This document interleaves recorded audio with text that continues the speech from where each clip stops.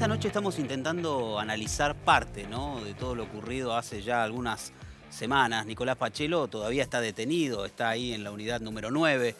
Transita por estos días, yo creo que la alegría de haber sabido y conocido que en definitiva no solamente fue llamado inocente, sino que básicamente, y lo que ahora apunta parte de esa justicia, será intentar determinar en algún momento quién mató a María Marta García Belsunce. Estamos también aquí junto a muchos invitados, en esta noche, no solamente junto a la doctora Raquel Pérez Iglesias, sino también junto a Rubén Martín, porque queríamos preguntarle acerca de un poco todo lo que se ha dicho, ¿no? Yo recuerdo que estuvimos hace 3 semanas aproximadamente y un poco vos en la charla dabas básicamente diferentes cuestiones que hablaban que finalmente Nicolás Pachelo iba a terminar absuelto. Sí, mira, primero buenas noches a todos. Y bueno, era evidente que el Poder Judicial de Provincia de Buenos Aires esto lo había presentado como otros casos emblemáticos, llámese AMIA, llámese... Tenés infinidad de casos en la justicia nacional y provincial de que para que el papelón no sea tan estridente, buscan un chivo expiatorio y después lo absuelven. Esencialmente era harto evidente el cadáver de María Marta, sin entrar en contacto con ninguno de los que fueron testigos, partícipes necesarios, involucrados, sin más menesteres o falsamente imputados. El cadáver de María Marta hablaba a las claras de un crimen de órbita de ira, los que mal llamados antiguamente crímenes pasionales, esencialmente por la cantidad de impactos, por la concentración de los mismos y por esencialmente un ladrón aún asustado efectúa un disparo, 2, no 6, no con un arma tipo revólver, en donde la exigencia arma, tirador, es demasiado puesta al límite.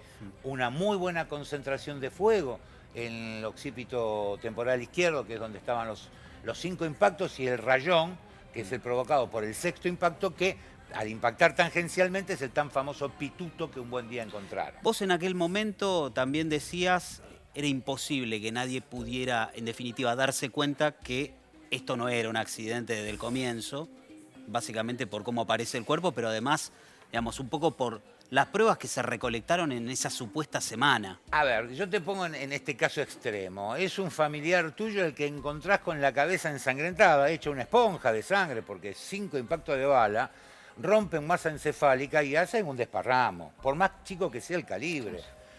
Con solo recordar la escena del hecho de Alberto Nisman, te das cuenta que hay un desparramo de sangre importante. Ahora, instintivamente, como pareja, si lo querés ver, vos le tomás la cabeza. Es imposible no darse cuenta porque los orificios de bala tienen al tacto la misma sensación que te daría una bola de boliche en donde entran los dedos. A ver, un calibre 32, arma corta, tipo revólver, a la postre genera un orificio de aproximadamente 8 milímetros, un espesor de macizo craneano en donde vos tenés que pensar que tendrás 1 centímetro, 1,5 centímetros, o sea que el dedito entra. Entonces, estamos hablando primero, gente que estaba históricamente vinculada con la Corte Suprema de Justicia de la Provincia de Buenos Aires, varios miembros de la familia eran abogados.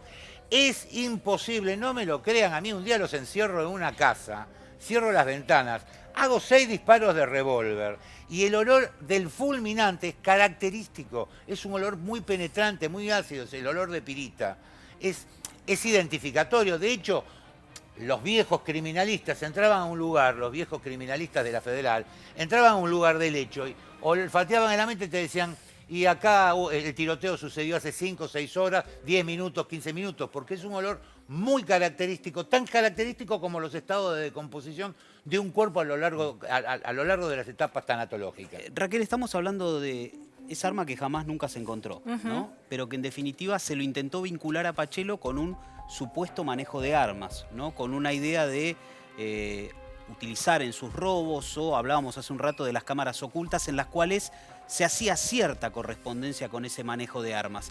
Esto básicamente, según incluso la primera causa, se hablaba de un arma antigua, se hablaba de un arma a la que él habría tenido acceso. ¿Y qué se ha podido desentrañar en torno a todo eso? Bueno, en principio, una pena no haber podido contar con el testimonio del perito en su momento para el juicio, porque es categórico y es muy claro y es muy ilustrativo en todas sus conclusiones, ¿no es cierto? Eso en primer lugar. Y con relación a Nicolás, nunca Nicolás ha usado armas a lo largo de lo que serían los antecedentes que ha tenido. Todo su historial lo muestra justamente, nunca en ningún allanamiento le encontraron un arma, nunca en ninguno de los hechos en los que realmente intervino usó armas. Y con relación a ese video que se arma, lo cierto es que quien lo hace es un ex efectivo policial que no estaba registrado en lo que serían los registros que habilitarían a la actividad de la seguridad privada. No era un como investigador detectivos. privado, diríamos. No, no estaba registrado. Yo esta pregunta, porque un poco nos tomó por sorpresa su testimonio en el debate, y la pregunta se la formulo y tuvo la honestidad intelectual también de responder con sinceridad y decir no, no estaba registrado, no cumplía con lo que era la ley de seguridad privada, que lo hubiera obligado a estar habilitado de otra manera, y él no lo estaba. Pero además también todo este video lo hace con preguntas sugestivas o indicativas, llevándolo casi de prepo en el interrogatorio al entrevistado, que malgrado su intención, de todos modos le dice que el episodio fue en noviembre del año 2002, y además le dice fue después de todo este lío en el country, en Carmel, con lo cual claramente el único lío en el country que fue público y del que pudo haber tomado noticia un puestero no era sino este episodio de María Marta. De modo tal que eso de que con antelación al hecho hubiera estado algún pachelo, que tampoco identifica cuál de ellos, si hubiera sido algún hermano y demás, realmente quedó en evidencia por el interrogatorio.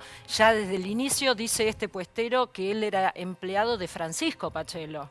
Y bueno, y digamos, fue una prueba que realmente no pudo. No sumó, digamos. No sumó en absoluto. Al contrario, digamos. Sí, absolutamente irregular también, ¿no es cierto? Rubén, quien dice que en esta causa algún día vamos a conocer al asesino de María Marta García Belsunce, ¿miente? Los conocemos, en algún momento salieron en televisión. Esto es un crimen intrafamiliar, lo dije, lo digo y lo seguiré diciendo. ¿Por qué digo que es un crimen intrafamiliar? Por algo muy sencillo. Damas y caballeros, la justicia penal será cualquier cosa, menos resarcitoria. Esto no es la órbita civil en donde al daño le corresponde un monto para satisfacción del que fue afectado. La justicia penal es condenatoria, y si vos tenés un familiar que mata, vos tenés dos hijos, un hijo mata al otro. Si lo denunciás al hijo sobreviviente, perdiste los dos hijos, uno en cana y otro en el cementerio. Entonces, vayamos a lo concreto. Primero, de todos los presentes, ninguno de estas personas orina agua bendita. Porque de hecho, unos y otros están y probablemente estén en un futuro vinculados a gente del Poder Judicial y fuerzas de seguridad. Este caso se llevó puesto a Casafús, se llevó puesto a la carrera de Molina Pico, porque la salva sobre el final. Porque Molina Pico también fue arrastrado en la vorágine. Porque, damas y caballeros, cuando existe muerte dudosa, de hecho, todos sabrán que después de la muerte de María Marta, del asesinato, se llamó efecto María Marta. Nadie te extiende una partida de defunción si no hacemos autopsia previa. Porque antes, en función de qué tan estridente haya sido ocurrido un fallecimiento, se daba parte a la policía y se hacía una autopsia médico forense, y si no, bueno, había un médico firmante que si eras paciente de él, que está muy mal, porque toda muerte en vía pública o con suceso traumático exige la intervención del médico forense y de la autopsia médico-legal. De hecho, si a María Marta, con solo ponerla bajo los rayos X, que es la primera etapa, la etapa de autopsia tiene varias, que antes del cuchillo, la apertura en I del fallecido, hay otros procesos. Por ejemplo, la radiografía completa del cuerpo a través de X. ¿Vos sabés lo que es una persona con 5 plomos incrustados en la masa encefálica? Un cartelito luminoso. De hecho, si hacen memoria, cuando fue el fallecimiento de este periodista, ¿cómo se llamaba el de la cámara? José Luis Cabezas. Yo que tuve la autopsia de él, cuando ves la placa radiográfica, perfectamente ves los proyectiles en la cabeza de un cuerpo incinerado. Ahora, ¿cómo se trabaja, digo, pensando en qué? Detrás de todo esto, Raquel, ¿hubo un encubrimiento? Porque primero, para empezar, digamos, a contarle a la gente lo que vivimos en estos 20 años, digamos, una causa que nace, en principio, por un encubrimiento, porque la causa empiezan a investigarla cuando básicamente, esto con el pensamiento, digo, pensando en que muchos dicen, si Nicolás Pachelo era el autor supuestamente de esa muerte, ¿por qué entonces la familia lo encubre en un primer momento? Bueno, sería realmente un absurdo, ¿no es cierto? Que toda la serie de actos de carácter encubridor que llevan a cabo y que fueron materia de juzgamiento en el juicio oral del año 2011, en el cual recayó un veredicto condenatorio que luego fue confirmado por un tribunal de casación, sería absurdo pensar que toda esa serie de conductas tuvieron por objetivo ayudar a la impunidad de Pachelo, ¿no es cierto?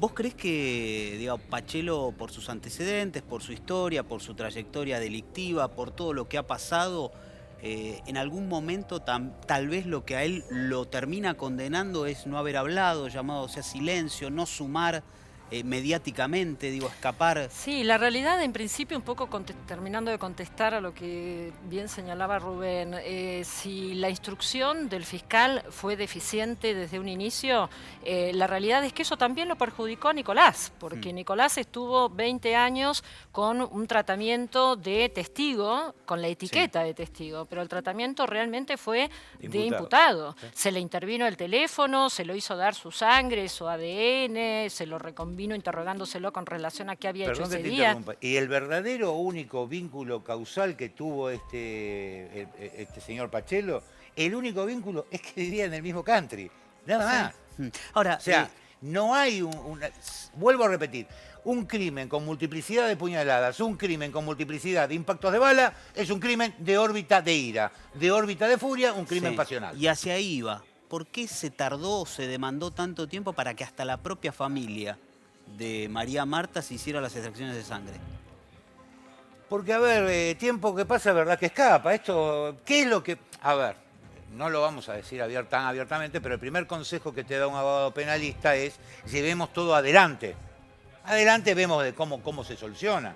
Por eso instintivamente lo primero que te dice un abogado penalista, y no hablo de la doctora, es no en la audiencia de indagatoria, negate a declarar y presentamos escrito. Sí, punto. hay una excepción a esto, con perdón, pero cuando sos inocente, que te juzguen 20 años después y que 20 años después tengas que ir a buscar y a colectar la prueba de tu inocencia, se torna realmente diabólico, ¿no es cierto? Doctora, pero a ver, yo tenía la completa certeza de que este hombre iba a salir en libertad y de hecho le han dado una sentencia sobreexagerada. Totalmente de acuerdo. Lo charlábamos fuera de aire, voy a blanquearlo.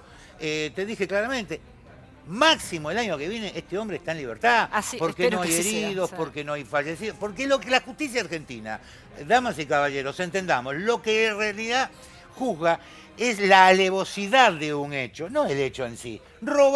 Alguien puede robar una gallina o robarse $1 millón. Técnicamente, a los ojos de la justicia es lo mismo. Todo depende si lastimaste o no lastimaste. En el momento que robaste la gallina o que robaste $1 millón. Este hombre, perdóname un segundito más, este hombre no tiene ni tuvo nunca el physique du rôle del asesino violento. Es un ladrón, ponele escruchante, está muy bien definido en la definición, es un escruchante, es un ladrón de casas vacías. De que espera que te vayas de vacaciones y te voltea. ¿Que es bueno? No, obviamente no voy a defender una actitud, es un delito. Pero tampoco para enroscarle un homicidio calificado por uso de arma de fuego con alevosía. Le metió 5 y la sexta no entró. Hay odio ahí, hay ira, hay furia. Y no necesariamente es una furia de un masculino hacia un femenino. Puede ser furia de un femenino hacia otro femenino. La pista femenina. La pista femenina que, digo, en su momento o no se avanzó, o no se investigó, o no sé si se fue a la pista de la Dama de Rosa, ¿te acordás cómo sí, claro. La familia en algún momento habló? No sé, pero esto tirando un poco hacia la figura de la exmujer de Nicolás Pachelo. Sí, que fue absolutamente desvirtuada, pero lo cierto es que además la ex mujer de Pachelo se sometió a un examen y demostró que su ADN y su sangre no son correspondían. los que estaban en el retazo de alfombra sobre el cual Carrascosa apoya la cabeza de María Marta, en el cual se encuentra ADN de una mujer que no es María Marta y que tampoco es la ex mujer de Nicolás Pachelo.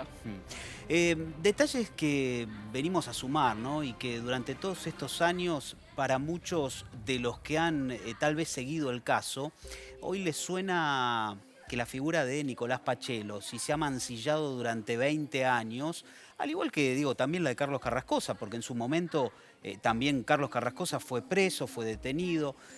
Para vos, Raquel, y ya para ir puntualizando, ¿vos crees que Nicolás hoy es consciente de todo lo que le va a generar esto a futuro? ¿Poder reinsertarse nuevamente, digo? La realidad que este episodio, Diego, atravesó la vida entera de Nicolás y de todo su núcleo familiar vinculado a él, sus hijos, ni hablar. Realmente fue un hecho que, insisto, si la deficiente instrucción perjudicó a la familia García Belsunce, también y no menos a Nicolás.